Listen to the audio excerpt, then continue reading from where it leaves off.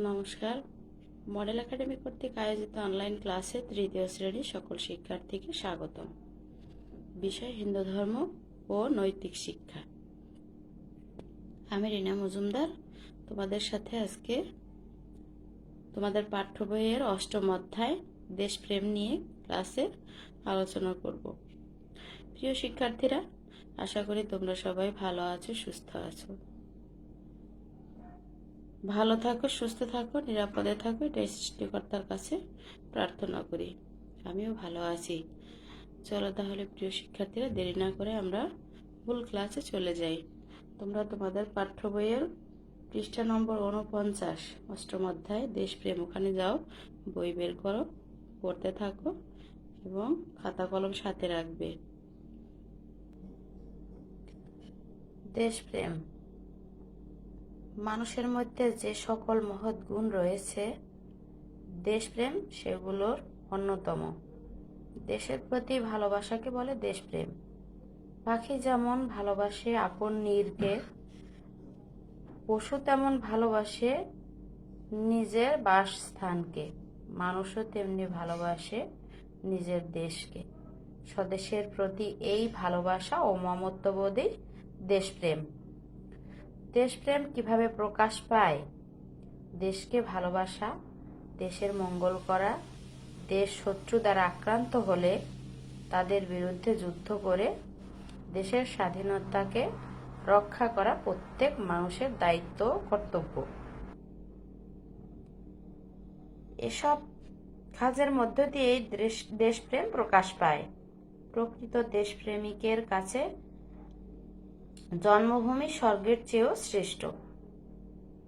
শাস্ত্রে বলা হয়েছে, জননী জন্মভূমিশ্চ স্বর্গাদপি গরীয়সী, অর্থাৎ জননী জন্মভূমি স্বর্গের চেয়েও বড়। দেশপ্রেম ধর্মের অঙ্গ। প্রতিটি সৎ ও ধর্মপ্রাণ মানুষ দেশকে ভালোবাসেন। দেশের জন্য তারা হাসি মুখে জীবন পর্যন্ত উৎসর্গ করতে পারেন। 1971 খ্রিস্টাব্দে বাংলাদেশের স্বাধীনতার জন্য মুক্তিযুদ্ধে দেশের 30 লক্ষ লোক জীবন দিয়েছেন। দেশপ্রেম নিজের দেশকে জানতে শেখায়, দেশকে ভালোবাসতে শেখায়, ভালোবাসতে শেখায় দেশের মানুষকে। দেশপ্রেম পবিত্র। দেশপ্রেম মানুষের জীবনের অন্যতম মহৎ চেতনা। দেশের জন্য যারা প্রাণ ত্যাগ করেন তারা সকলের শ্রদ্ধেয় ও পূজনীয়, তাই স্বর্গ লাভ করে থাকেন। প্রাচীনকালে অনেকে দেশপ্রেমের জন্য বিখ্যাত হয়ে আছেন। মহাভারত থেকে এমনই একজন দেশপ্রেমিক রানীর কাহিনী জানব। জনার দেশপ্রেম। প্রাচীনকালে মাহিষ্মতি নামে একটি রাজ্য ছিল। সে রাজ্যের রাজার নাম ছিল নীলধ্বজ, রানীর নাম ছিল জনা। নীলধ্বজ ও জনার একটি মাত্র পুত্র ছিল, তার নাম প্রবীর। রাজপুত্র প্রবীর ছিলেন খুবই সাহসী।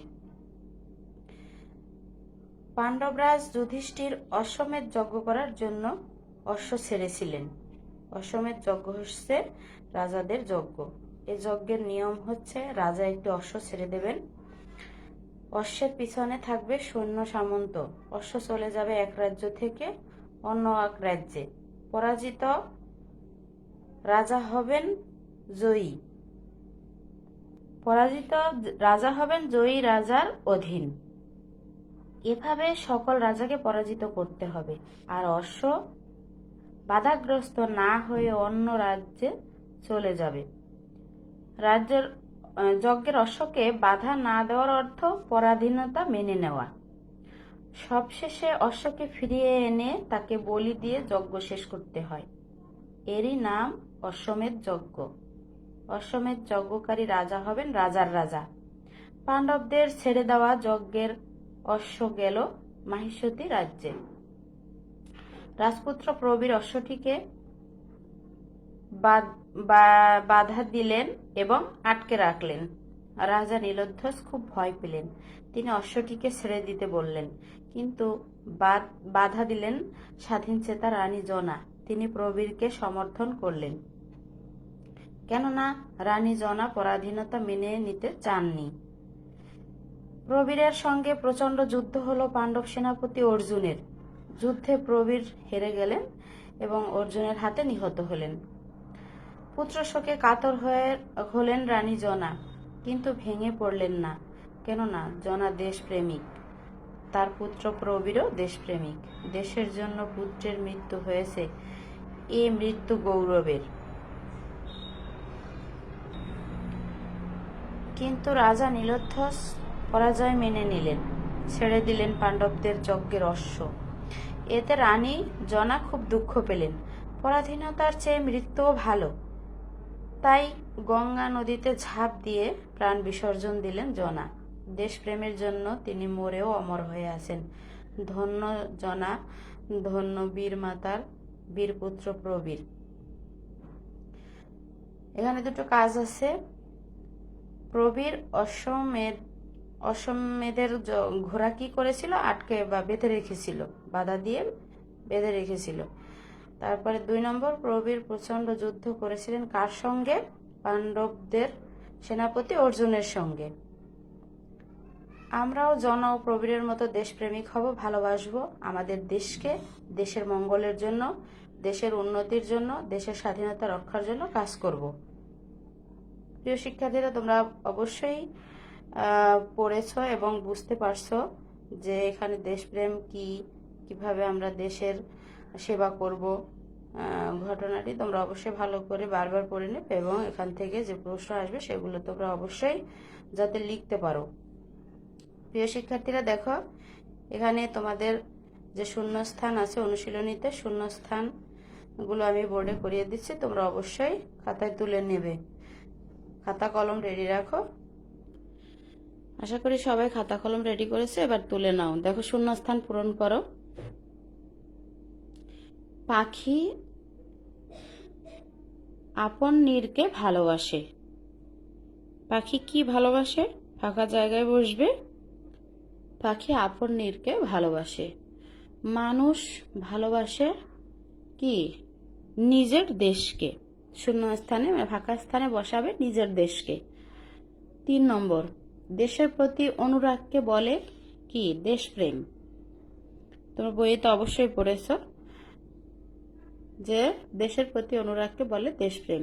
তারপরে 4 নম্বর, জননী জন্মভূমিষ্ঠ স্বর্গাদপি গরীয়সী। ফাঁকা স্থানে বসবে জন্মভূমিষ্ঠ স্বর্গাদপি গরীয়সী, মানে জননী এবং জন্মভূমি। জননী হচ্ছে মা এবং মাটি, এটি স্বর্গের চেয়েও শ্রেষ্ঠ। 5 নম্বর, পরাধীনতার চেয়ে মৃত্যু ভালো। পরাধীনতার চেয়ে মৃত্যু ভালো। প্রিয় শিক্ষার্থীরা, আশা করি তোমরা অবশ্যই তুলে নিয়েছো। না তুলে থাকলে ভিডিওটি টেনে টেনে আবার তুলে নেবে। এবার তোমরা দেখো বইয়ের মিলকরণ আছে। খ নম্বরে ডান পাশের শব্দ এনে বাম পাশের শব্দের সঙ্গে মেলাও। এখানে আছে দেখো, স্বাধীনতাকে রক্ষা করা দেওয়া আছে একটা সকলের দায়িত্ব, 1 নম্বর। 2 নম্বর হচ্ছে দেশপ্রেম মানুষের কি? মহৎ গুণ। বীর মাতার বীর পুত্র। ভালোবাসবো আমাদের দেশকে। প্রবীর ছিলেন খুবই সাহসী। যে শিক্ষার্থীরা, আশা করি তোমরা বুঝতে পারছো এবং অবশ্যই এভাবে মিলকরণ লিখবে 1 নম্বর থেকে 5 নম্বর পর্যন্ত। প্রিয় শিক্ষার্থীরা, এবার আছে দেখো গ নম্বরে সঠিক উত্তরটির পাশে টিক চিহ্ন দাও। এখানে 1 নম্বর দেখো, দেশপ্রেমিক জনার কাহিনী কোথায় আছে? আমরা জানি মহাভারতে। খ নম্বর টিক দেবে। 2 নম্বর, মাহিষ্মতি রাজ্যের রাজার নাম কি ছিল? নীলধ্বজ। গ নম্বরে টিক দেবে। 3 নম্বরে, জনার পুত্রের নাম কি? প্রবীর।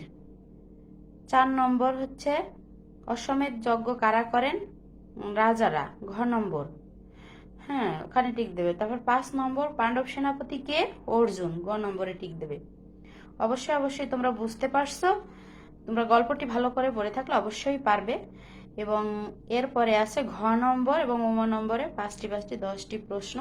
এগুলো তোমরা বাসায় করবে, এটি তোমাদের SW। অবশ্যই অবশ্যই করে নেবে, যাতে তোমরা পরীক্ষার সময় ভালো করে লিখতে পারো। প্রিয় শিক্ষার্থীরা, তাহলে আজকে এ পর্যন্তই রাখবো। আগামী ক্লাস পর্যন্ত তোমরা ভালো থাকো, সুস্থ থাকো, সৃষ্টিকর্তার কাছে এই প্রার্থনা করি। ধন্যবাদ সকলকে।